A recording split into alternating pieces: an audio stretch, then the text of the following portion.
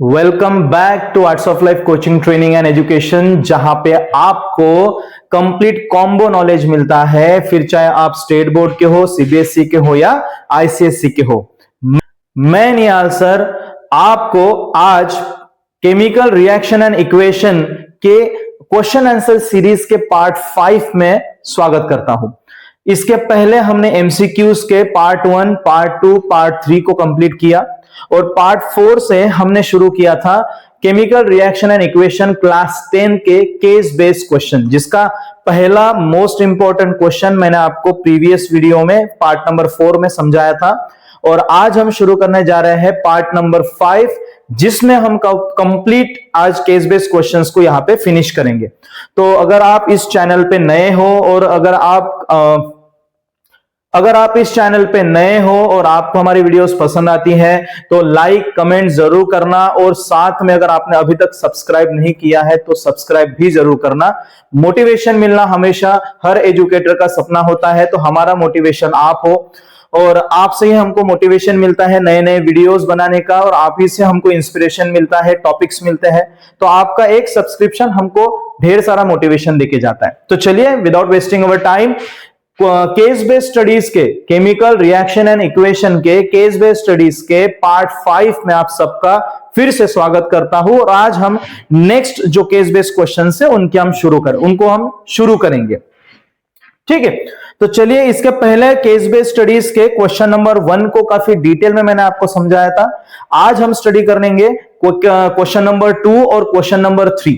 सो ये दोनों क्वेश्चन काफी इंपॉर्टेंट है, एक ही क्वेश्चन में काफी डिटेल इंफॉर्मेशन दी गई है, और मेरी पूरी कोशिश रहेगी आपको ये छोटे छोटे कंसेप्ट्स समझाने की और हर चीज के पीछे का व्हाई, मतलब उसके पीछे का कारण, रीजन आपको समझाने की। क्या होता है, किसी भी क्वेश्चन को सॉल्व करने की जो प्रोसेस होती है वो हर कोई बताता है, लेकिन वही प्रोसेस क्यों, उसके पीछे का क्या रीजन है, ये मैं आपको यहां पे क्लियर करने की पूरी कोशिश करता हूं, क्योंकि मेरा पूरा ध्यान रहता है कि आपका व्हाई क्लियर हो जाए, आपके रीजंस क्लियर हो जाए। ओके, तो चलिए चलते हैं नेक्स्ट इंपॉर्टेंट क्वेश्चन की तरफ, जो कि है आपकी स्क्रीन के ऊपर, आप देखो। So a 4 centimeter long thin ribbon of metal X, क्या बोला गया बेटा यहाँ पे कि 4 सेंटीमीटर लॉन्ग है, एक रिबन लिया गया है एक मेटल एक्स का, मतलब कोई जो भी है वो मेटल है भाई, क्या है वो, मेटल है। Was taken and first cleaned with a sandpaper। अच्छा, मतलब जो भी ये मेटल लिया गया है उसको सबसे पहले सैंड पेपर से उसको क्लीन किया गया है। Okay, it was then burned using a spirit lamp. Okay, उसको जलाया गया है स्पिरिट लैम्प से, और बर्नर हो या स्पिरिट लैम्प, डायग्राम में आपको दिख रहा होगा यहाँ पे, कोई तो भी एक मेटल रिबन ली गई है जिसको बर्नर से जलाया जा रहा है, उसके पहले क्या किया गया, सैंड पेपर से उसको क्लीन भी किया गया है। Okay, the ribbon burnt with a dazzling white flame। White flame, इसके ऊपर थोड़ा फोकस करना बेटा, ये ज्यादा इंपॉर्टेंट है। मैंने बोला था केस बेस्ड क्वेश्चंस हो या एमसीक्यूज हो या कॉम्पिटेंसी बेस्ड क्वेश्चंस हो, जितने डिटेल में वो लिखे होते हैं ना, उसी में उसका आंसर छुपा होता है। तो हमको ना अपना प्रेजेंस ऑफ माइंड से एग्जाम हॉल में बैठने के बाद क्वेश्चन को समझना है, क्योंकि आंसर भी वही छुपा होता है, बस हमको थोड़ा सा हिंट पता होना चाहिए। ठीक है, तो व्हाइट फ्लेम को याद रखना यहां पे, एंड फॉर्म्ड अ पाउडर। अच्छा, पाउडर भी बनेगा भाई जलाने के बाद, which was collected with a watch glass. Okay, यहां पे वॉच ग्लास कहा दिया ये। अच्छा, सीरियसली भाई, एक कटोरी है, कटोरी में भाई वो जो भी उसका जलाने के बाद जो भी पाउडर होगा वो यहाँ पे कलेक्ट किया जा रहा है। ठीक है, तो इतना तो मुझे समझ में आ गया। अगर मैं आपको एक चीज बताऊं बेटा यहाँ पे कि व्हाइट फ्लेम कोई ऐसा एक रिबन है, मेटल रिबन है, मेटल है, उसको जलाने के बाद व्हाइट फ्लेम प्रोड्यूस करने वाला मोस्ट कॉमनली यूज जो रिबन है, जहां तक मुझे पता है बेटा, वो है मैग्नीशियम रिबन। क्या है, मैग्नीशियम रिबन। ओके, चलो इसके आधार पे देखते हैं कि आगे क्वेश्चंस कैसे पूछे गए हैं। तो आगे जो क्वेश्चंस पूछे गए हैं वो क्वेश्चन क्या है, which option correctly identifies both X and Y. X, अभी यहाँ पे एक्स कौन था, एक्स था हमारा मेटल, एक्स था हमारा मेटल, और वाई कौन था, वाई था हमारा पाउडर। बराबर है। अब सिंपल सी बात है, अगर एक्स हमारा मेटल है, यहाँ पे ऑप्शंस क्या दिए, देखिए यहाँ पे दिया है मैग्नीशियम, एल्यूमिनियम, मैग्नीशियम, आयरन। जैसे कि मैंने आपको बोला था कि मैग्नीशियम रिबन को जलाने के बाद वो व्हाइट फ्लेम तो पक्का देती है। तो देखा जाए तो हमारा एल्यूमिनियम भी नहीं आएगा और यहाँ पे आयरन भी नहीं आएगा, तो बचे कौन सा? मैग्नीशियम, मैग्नीशियम, ये दोनों तो फिक्स है। लेकिन यहाँ पे एक चीज और इंपॉर्टेंट है बेटा, आप लोग को समझना पड़ेगा कि यहाँ पे क्या किया गया है, जलाया गया है। और मैंने प्रीवियस वीडियोस में ये कंसेप्ट आपको बहुत डिटेल में बताया था कि किसी भी चीज को जलाने का मतलब क्या? ऑक्सीजन का सप्लाई करना। मतलब अगर मैं मैग्नीशियम को ऑक्सीजन का सप्लाई करता हूं, इसका मतलब क्या कर रहा हूं? मैं उसको जला रहा हूं। अगर मैं उसको जला रहा हूं तो डेफिनेटली मुझे क्या मिलेगा बेटा? मैग्नीशियम ऑक्साइड मिलेगा। क्या मिलेगा? मैग्नीशियम ऑक्साइड मिलेगा। और मैग्नीशियम ऑक्साइड जो होता है बेटा, ये एक पाउडर के फॉर्म में मिलेगा भाई अपने को। कैसे फॉर्म में मिलेगा? पाउडर के फॉर्म में मिलेगा, इतना ध्यान में रहेगा। और ये जो पाउडर है लगभग थोड़ा सा व्हाइटिश टाइप का मिलेगा। ठीक है, देखते हैं तो क्या मिला। जब हमने मैग्नीशियम को ऑक्सीजन सप्लाई किया, इन द सेंस हमने उसको जलाया, बर्न किया, तब हमको पाउडर किसका मिला? मैग्नीशियम ऑक्साइड का। तो देखते हैं हमारे ऑप्शन में मैग्नीशियम ऑक्साइड कहां पे। एक मैग्नीशियम मेटल और प्रोडक्ट बना मैग्नीशियम कार्बोनेट, नहीं कार्बोनेट तो नहीं बनेगा भाई यहाँ पे। तो बचा कौन सा ऑप्शन हमारा? मैग्नीशियम बचा और मैग्नीशियम ऑक्साइड। तो हमारा जो मेटल है वो मैग्नीशियम है और हमारा जो प्रोडक्ट बना वो है मैग्नीशियम ऑक्साइड। तो आई होप ये पहला क्वेश्चन आपको समझ में आया होगा। और ऑप्शन हमारा करेक्ट कौन सा ऑप्शन है? हमारा करेक्ट ऑप्शन है ऑप्शन सी। ठीक है, तो आई होप आपको ये बात क्लियर हो गई होगी। आगे चलते हैं, आगे बढ़ते हैं। नेक्स्ट क्वेश्चन इसी के आधार पे जो पूछा गया है वो कौन सा क्वेश्चन है? वो क्वेश्चन ये है, द कलर ऑफ पाउडर और ash formed when a magnesium ribbon is burn. जब भी मैंने बोला था कि हमारा जो प्रोडक्ट बनता है वो मैग्नीशियम ऑक्साइड बनता है। और मैग्नीशियम ऑक्साइड किस कलर में मिलता है हमको? व्हाइट कलर में मिलता है। कौन से कलर में मिलता है? व्हाइट कलर में। तो हमारा ऑप्शन व्हाइट है भाई, ये देखो ऑप्शन सी हमारा राइट आंसर है। उसके बाद नेक्स्ट क्वेश्चन क्या बोला गया है, देखो, why should a magnesium ribbon be cleaned before the burning in the air. हाँ, ये थोड़ा ज्यादा इंपॉर्टेंट क्वेश्चन है कि हमको जो मेन क्वेश्चन में बोला गया था कि हमने उसको सैंड पेपर से थोड़ा सा क्लीन किया था।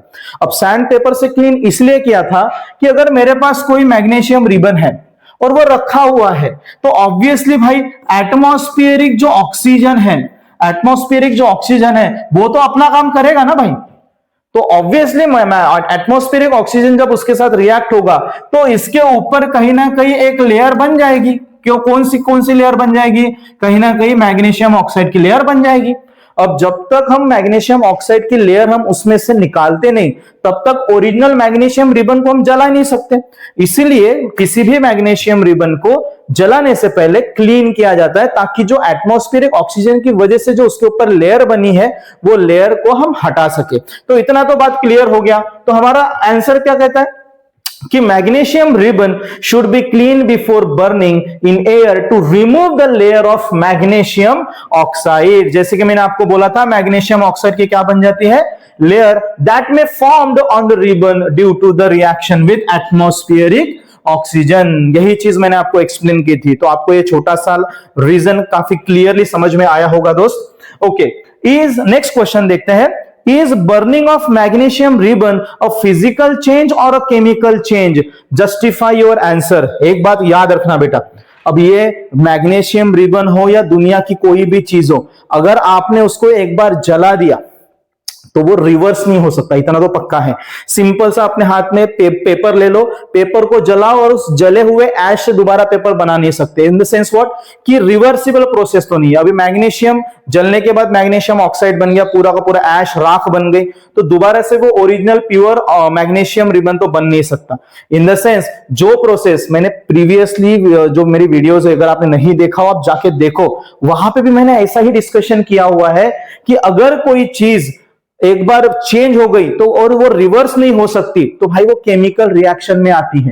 क्लियर है? मैंने बताया था फिजिकल चेंज और केमिकल चेंज का बेसिक डिफरेंस क्या है कि फिजिकल चेंज रिवर्सिबल है लेकिन केमिकल चेंज इरिवर्सिबल है। अब यहां पे क्या हो रहा है कि मैग्नीशियम ऑक्साइड का जो पाउडर है वो रिवर्स नहीं हो रहा है। इसका मतलब ये कौन सी रिएक्शन है बेटा? केमिकल रिएक्शन है। तो क्लियरली यहां पे आंसर भी मैंने मेंशन आउट किया है, the burning of magnesium is a chemical change because when magnesium burns in the air it forms magnesium oxide and this reaction is irreversible। कौन सी रिएक्शन है बेटा?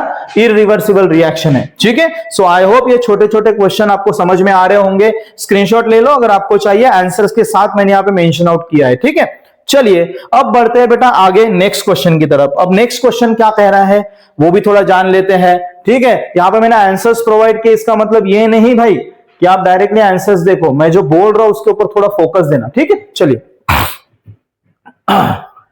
क्वेश्चन नंबर ई क्या बोल रहा है, असर्शन और रीजन फॉर्मेट में दिया है। क्या बोल रहा है कि magnesium ribbon Burns with a dazzling white flame. ये तो हमने पहले डिस्कस किया है, पहले ही डिस्कस किया है भाई। क्या डिस्कस किया है कि यस व्हाइट डेजलिंग फ्लेम में मैग्नीशियम रिबन जलता है, ये तो पक्का है, ये तो सही है, ये तो सही है। Okay, when magnesium ribbons Burns in air only heat is evolve. अभी मुझे एक बात बताओ, अगर तुम्हारा प्रेजेंस ऑफ माइंड होगा ना तो पता है क्या, तुमको यहीं पे तुम्हारा आंसर फिक्स मिलेगा। देखो यहाँ पे हमने क्या बोला है, ऊपर क्या बोला है, ऊपर क्या बोला है, ऊपर क्या बोला है, व्हाइट फ्लेम। अबे भाई अगर वहां से व्हाइट फ्लेम अगर निकल रही है इसका मतलब लाइट निकल रहा है ना, लाइट निकल रहा है, और ऑब्वियसली जल रहा है तो हीट एनर्जी तो निकलेगी।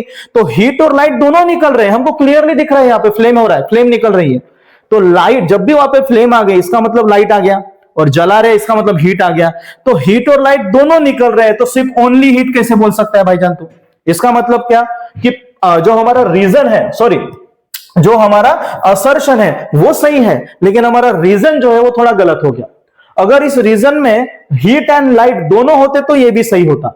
तो हमारा वही ऑप्शन सही है कि जहां पे असर्शन ट्रू है लेकिन रीजन क्या है, गलत है, फॉल्स है। कौन सा ऐसा है भाई हमारा, देखो यहां पे कौन सा ऐसा है, देखिए हमारा असर्शन ट्रू है लेकिन रीजन जो है वो फॉल्स है। इसका मतलब ऑप्शन नंबर सी यही हमारा। देखो बहुत सारे बच्चे क्या करते हैं, जिसका प्रेजेंस ऑफ माइंड नहीं रहता ना, आंखें खुली तो होती लेकिन दिखता कुछ नहीं, अंधे होते सारे के सारे। तो वो क्या करते हैं, वो पढ़ते हैं और याद करने लग जाते हैं, क्या हो सकता है, क्या हो सकता है, क्या हो सकता है। कुछ नहीं भाई, यही पे लिखा है, देखो एक के नीचे एक ही देगा। और ये छोटी छोटी सी मिस्टेक्स हम लोग से हो जाती है और आंसर हमारा गलत हो जाता है। तो ध्यान देना अच्छे से बॉस, क्या है यहाँ पे, ध्यान देना, व्हाइट फ्लेम इसका मतलब यहाँ पे लाइट जरूर आया, और हीट तो डेफिनेटली है। इसका मतलब बर्निंग प्रोसेस में हमारे पास हीट भी होती है और लाइट भी होती है। सो उम्मीद करता हूं आपको ये क्वेश्चन समझ में आया होगा, ठीक है। स्क्रीनशॉट ले लीजिए बढ़िया तरीके से। आगे बढ़ते हैं नेक्स्ट क्वेश्चन की तरफ। ओके, नेक्स्ट क्वेश्चन क्या बोल रहा है बेटा, नेक्स्ट क्वेश्चन क्या बोल रहा है, question number 1 to 5 consist of 2 statements. Okay, 2 statement दिए गए हैं, assertion A, reason R. Answer these questions by selecting the appropriate option given below. Okay, ये जो options दिए हैं, option A, option B, option C and option D, क्या बोल रहा है, both A and R are true. R is the correct explanation of A. दूसरा क्या बोला है, both A and R are true, दोनों का दोनों ट्रू है। R is not the correct explanation. Okay, ठीक है, A is the true but R is the false. A is the false but R is the true. I hope आपको options तो clear है, ठीक है। हमारा मुद्दा यह है कि आगे क्वेश्चन क्या पूछा गया, हमको क्वेश्चन क्या पूछा गया, पहला क्वेश्चन क्या पूछा गया, देखो तो थोड़ा। पहला क्वेश्चन पूछा गया है, असर्शन पूछा गया है भाई, decomposition of vegetable matter into compost is an endothermic reaction. भाई ये कोई एंडोथर्मिक रिएक्शन नहीं है। डिकम्पोजिशन ऑफ वेजिटेबल मैटर एक नेचुरल प्रोसेस है। जो हमारे डिकम्पोजर्स होते हैं, जो हमारे माइक्रो ऑर्गेनिजम्स होते हैं, वही आधा काम कर देते हैं एक वेजिटेबल मैटर को डिकम्पोज करने का।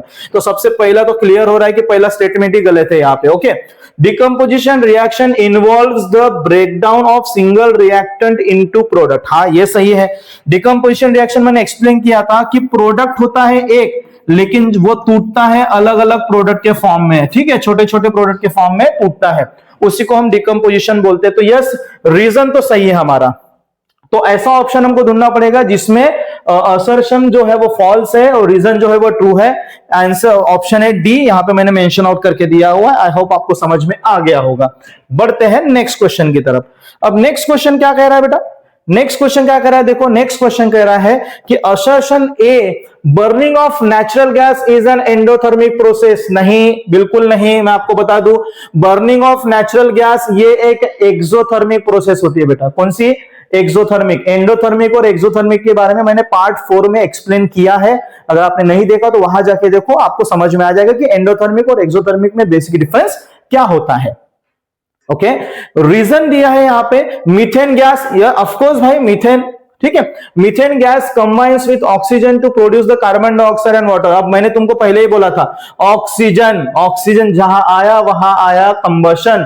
कंबशन आया मतलब जलाने का काम हो रहा है। तो डेफिनेटली कोई भी चीज जब जलती है, या जो भी methane gas is a natural gas, okay, और अगर वो और एक कार्बन कंपाउंड भी है तो वहां से डेफिनेटली क्या निकलेगा भाई, कार्बन डाइऑक्साइड एंड वाटर निकलेगा ही।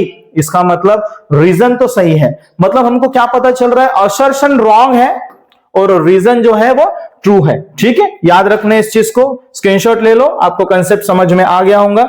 आगे बढ़ते हैं बेटा। अब नेक्स्ट क्वेश्चन क्या कहता है, नेक्स्ट क्वेश्चन कहता है assertion A, following is a balanced chemical equation for the action of the steam on iron. अच्छा, हमको यहां पे एक केमिकल रिएक्शन दी है बेटा, जिसमें उसने ऑलरेडी बोला है कि बैलेंस्ड केमिकल इक्वेशन है। अगर ये बैलेंस्ड केमिकल इक्वेशन है, इसका मतलब दोनों साइड में बैलेंस होना चाहिए।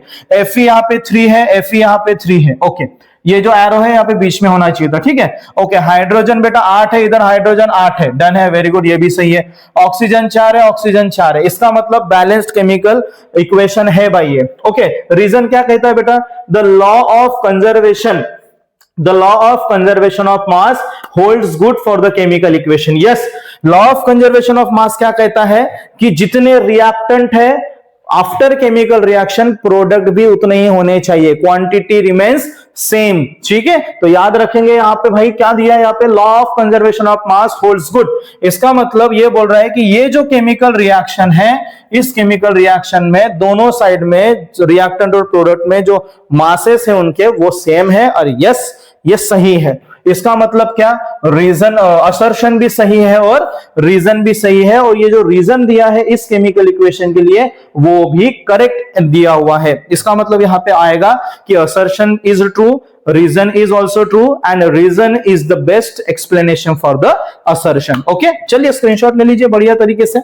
मूव ऑन करते हैं नेक्स्ट क्वेश्चन की तरफ। नेक्स्ट क्वेश्चन क्या कहता है बेटा, नेक्स्ट क्वेश्चन ध्यान से देखो। नेक्स्ट क्वेश्चन क्या बोल रहा है, the color of aqueous solution of copper sulfate, okay, copper sulphate आपको पता है CuSO4 turns colorless when a piece of lead is added to it. Lead, आहा बढ़िया, ऐसा क्वेश्चन इसके पहले भी हुआ है, मैंने एक्सप्लेन किया हुआ है बेटा कि जब आप Pb के साथ कॉपर सल्फेट को रिएक्ट करते हो तो ये जो Pb है बेटा, वो Pb जो है वो कॉपर को रिप्लेस करता है। क्यों करता है, अब तुम मुझे कमेंट बॉक्स में बताओ। अगर नहीं पता तो पहले मेरी प्रीवियस वीडियोस देखो, उसके बाद यहां पे आके कमेंट में बताना कि क्यों Pb कॉपर की जगह पे जाता है और कॉपर को क्या करता है, रिप्लेस करता है, डिस्प्लेस करता है। ओके, और ये कौन सी रिएक्शन है मुझे ये भी जरूर बताना। ओके, रीजन क्या कह रहा है बेटा, lead is a more reactive than the copper and hence displace the copper from its salt. वाह वाह वाह वाह वाह, पूछा मैंने तुमको क्वेश्चन, आंसर यहां पे ही चिपका हुआ है ना। क्या दिया है बेटा यहाँ पे, दैट असर्शन बोल रहा है कि Pb react with copper sulphate and copper वहां से रिमूव हो रहा है और कलरलेस हो रहा है, और उसके पीछे का कारण यहां पे दिया हुआ है कि lead is a more reactive than the copper. इसका मतलब ये डिस्प्लेसमेंट रिएक्शन है, और डिस्प्लेसमेंट रिएक्शन है, इसका मतलब ये रीजन भी सही है और ये असर्शन भी सही है। जो रीजन दिया गया है वो करेक्ट एक्सप्लेनेशन है बेटा असर्शन का। ओके, चलिए सो देख लीजिए और स्क्रीनशॉट ले लीजिए। चलते हैं अभी अपन नेक्स्ट क्वेश्चन की तरफ। और नेक्स्ट क्वेश्चन क्या है बेटा, यहां पे देखो तो थोड़ा सा। नेक्स्ट क्वेश्चन है, असर्शन बोल रहा है rusting of iron is endothermic in nature. गलत है बेटा।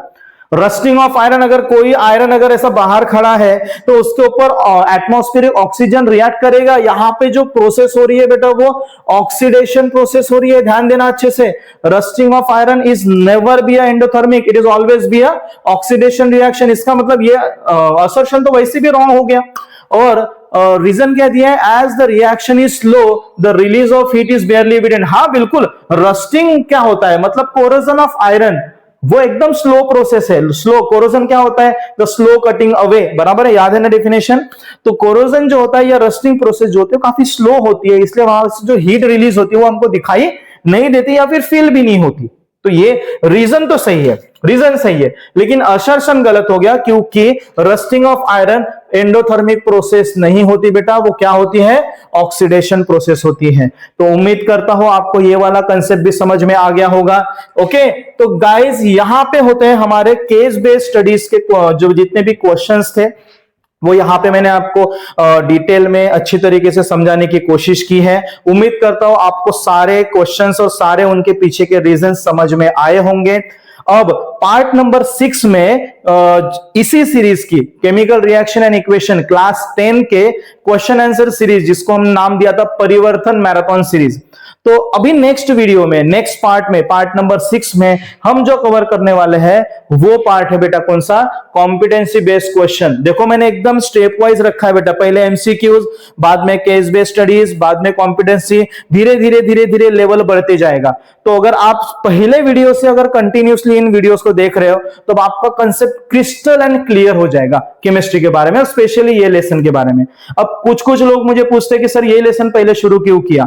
ये लेसन अगर मैं पहले शुरू नहीं करता बेटा तो आपका जो केमिस्ट्री या फिर रिएक्शंस वाला जो डर है वो वैसा का वैसा बना रहता। तो इसलिए मैंने सबसे पहले फोकस किया केमिकल रिएक्शंस एंड इक्वेशन पे। तो उम्मीद करता हूं आपको ये जो मैंने कंटेंट समझा है वो अभी तक समझ में आए होंगे। और अगर आपने ये वीडियो एंड तक देखा ही है तो like, comment, share and definitely मैं फिर से एक बार बोलूंगा सब्सक्राइब करना ना भूले। तो मिलते हैं नेक्स्ट वीडियो में।